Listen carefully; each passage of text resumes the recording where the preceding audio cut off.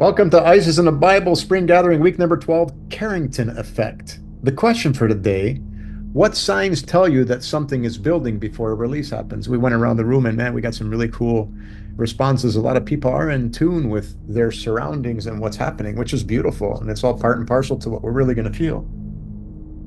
So in 1959, a powerful disturbance in the heavens caused telegraph lines to carry current even after their batteries were disconnected.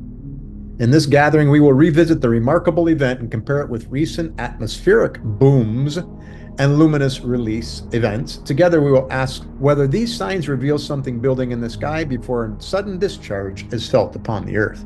Thanks for gathering today.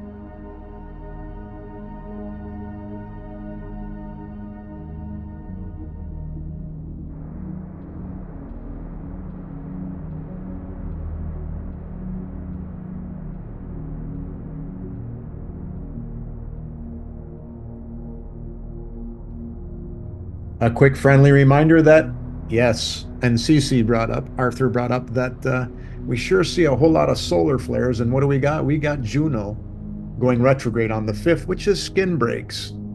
So is skin breaks releases. And then, of course, we'll talk about some other things that are coming up. So, yeah, I mean, we're in a beautiful, and don't forget that these two are doing the dance in the sky, and everything is on one side of the chart, the Annapurna. All right, so it is, and people are like Kat was saying, I'm really feeling the effects of Pluto, and likely you should, because that's Osiris, that's your divine masculine, and Juno is the divine earthen mother. Pay attention, make sure you love your mother, ask her for forgiveness, everyone. Okay, dates to watch for. Reviewing the recorded discussions from our sky forecasts. We stated many times since November 12th, 2025, that on June the 2nd, okay, Jupiter, which is law, there should be some changes, and that natural law should take a front stage over man-made karmic loop laws, keeping us in karmic bondage because it's ourselves doing it, because we're trusting in government. So just to show you, on June the 2nd, we recorded an alignment connected with remembrance, natural law, invisible, return to what the heavens are revealing. And today we continue that observation by examining electrical discharge, first through the historical Carrington event, and then through recent atmospheric booms and rupture events. So on June the 2nd, yesterday, we compiled the Phoenix Rising Evidence Ledger, Remembrance Returns. A document was created without even thinking about this June 2nd alignment that we were always following. And this got done. It's part of the Phoenix Rising to realize we are so connected and aligned with the stars. And so this document, and I'll be sharing it soon because I'm going to just populate it, is that what's on the walls is telling you when these Phoenix Rising occur and where we left monuments for them. Okay, so these are all locations around the world where we leave special monuments. And this document 100% shows that we're remembering what we always used to remember. So a bit more on that on another day. So remember that this summer will be a repeat of the Friday the 13th, 1307 Knights Templar historic event, right? People are going to get a timeout. They're going to get arrested. You got to take a rest. So we need to know that the path is restricted to be aligned with G-O-D, God, the yin yang, aka the middle path. So have gratitude when you are being put on pause. The whole universe is trying to fit everybody back in unity. So we're going to be asked, hey, step back for a minute. Not yet. So we can't let our ego say, but I need to go here. We don't want to run into the middle of a tsunami. So if you're getting signs and you're getting uncomfortable, whatever you're doing, stop, take a break. You're infinite. Get over it. Take it easy.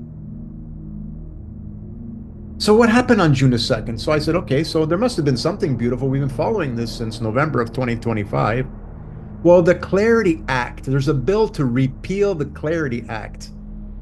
The Clarity Act removed your right to self-determination.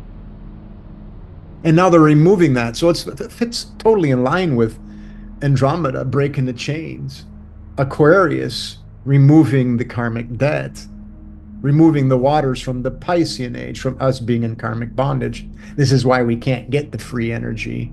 We weren't ready for it. We need to be enlightened first.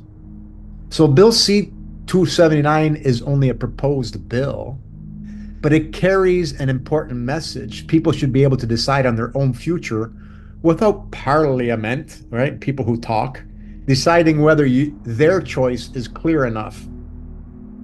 The Clarity Act places government between the people and the right to self-determination. So that's why they're saying it's gone. But it is already gone. In your being, it's already gone. You've already done that right to self-determination because you've given yourself the keys, what we call this time machine, that you understand that it's you that creates your reality. So this same pattern can be seen whenever institutions act as if our rights, resources, or choices depend on their permission. But the permission is really spirit. The reflection is on the outside. So whether a bill passes or not, it doesn't matter. It's the larger shift. People are already talking that, hey, we have right to self-determination. But again, that's not, and Kat brought up about a beautiful alignment with Venus and Jupiter, and that is on Procyon. And she's mentioned that it's going to be like the Star of Bethlehem, and it is, because Procyon is before the dog. So there's a lot of beautiful alignments coming up. But just remember, the right to self-determination is every living being, animals, insects, so on. So we can't remove their right to self-determination, or that brings karma upon you, and you're not going to have the right to self-determination if you're exposing others to having that right of self-determination. So when the battery was removed, the current remained. On September 2nd, 1859, during the Carrington Effect, telegraph operators between Boston and Portland disconnected their batteries. They're burning up. And somebody mentioned about land being flattened. I got to go check that out.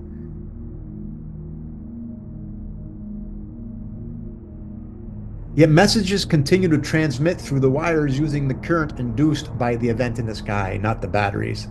What does this reveal about the atmosphere, the field, and the stored potential? So this is not a theory awarded afterward. The circuit was disconnected from its battery, and yet the line still carried intelligible messages. And that's the ether, that's the Akashic records. Whatever name we give the cause, the observation is clear. A disturbance in the heavens manifested as usable electric current on the land. And it's not just some random comet or thing that people want to talk about, particles, whatever. No, this is signs from the heaven that you are more than what you think you are. You are that divine being. And there goes a horn. There's a car beeping its horn. Beep, beep, beep. It's time, folks. So the Carrington Effect. I'm not beginning with an explanation. I'm beginning with the observed electrical result. Disconnected wires still received current. That's the ether. Then we ask whether the sky geometry present at that event repeats in modern discharge events. And absolutely it does, folks. Hygeia is at play. The glyph of Hygeia is self-similar all the way in to make implosions. Hygeia was exactly aligned the south and north node. All right? So you can't make this stuff up. What else? Uranus was on Aldebaran, Antares, royal star axis. Okay, so there you go. Holding up other people's worlds. The telegraph still worked, holding up other people's world. It's on two of the royal stars, two of the essences that we have to understand. That's beautiful. And the moon was opposing Hamel and Shadar.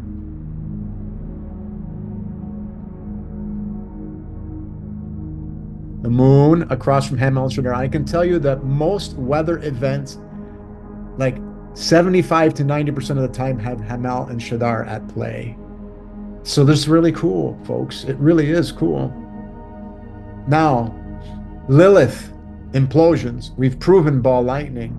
She's aligned Canopus. Who's Canopus? Canopus is the one that steers the ship Argo because it's too far out. We have to come in. An implosion means something's coming in. We're too far out. We've created too much electricity, too much static. We've been rubbing, balloons on our hair too long, and then we go and get a zap. So this historical event gives the electrical effect. The chart gives us the celestial geometry to examine. So I wanted to put in one, and I'll do it when I edit the video. We talked about an implosion that shows Lilith at play and the other ones. So I'm going to add that in later.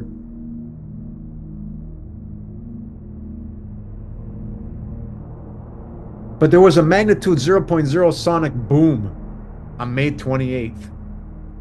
The event was centered approximately 6 kilometers northeast of St. Andrews, South Carolina.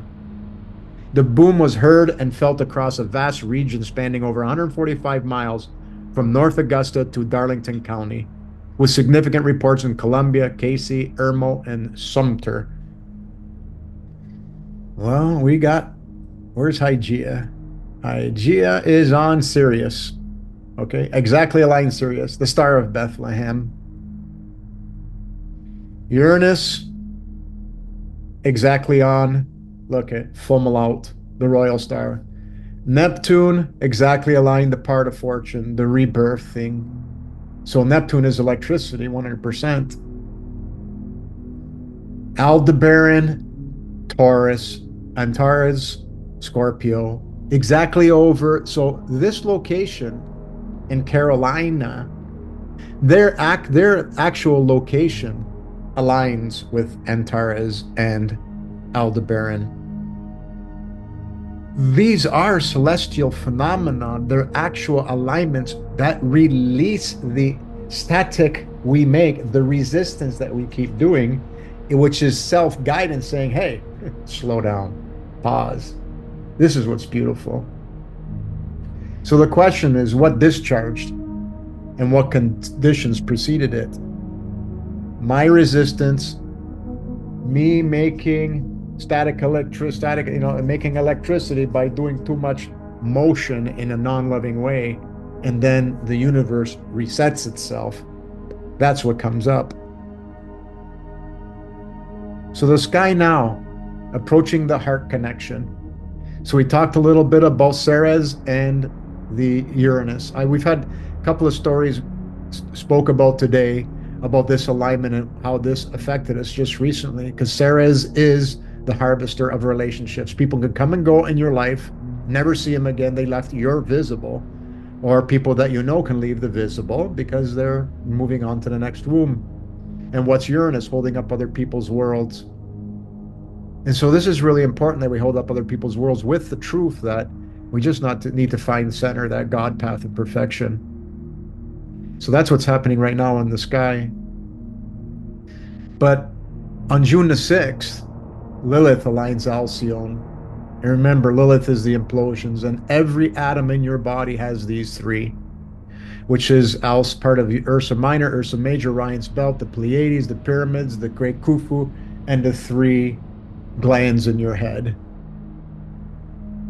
So what's coming up for us is quite the energy which guides us.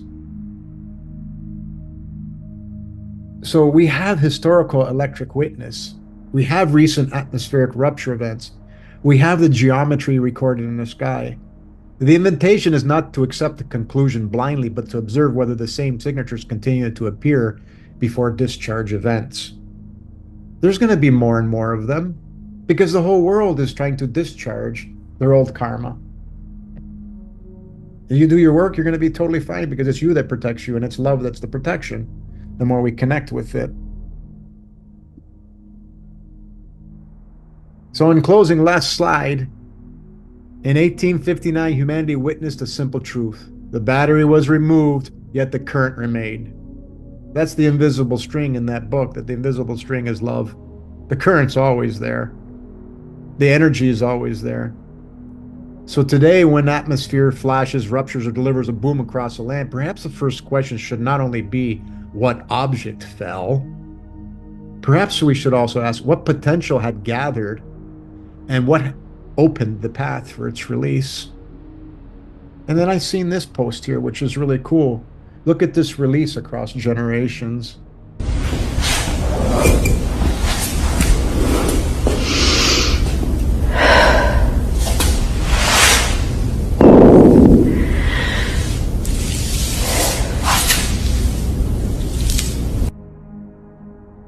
Isn't that a beautiful video about karmic release that we're passing on from generation to generation? It's time for us to do the work so that the new one, which is probably the one that was over here left invisible, coming back, right? This is what we need. We're doing this process. Every week we meet, we focus, we talk about centering, and this is the process to have that release. Everything out in the sky is showing us the release. It's happening.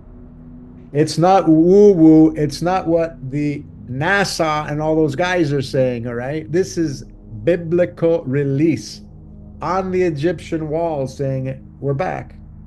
And the self-consciousness of the awareness of it is the phoenix rising. When you realize that you're all connected, that is the phoenix rising that we're upon, just as predicted on the Egyptian walls. And that's all we have for today.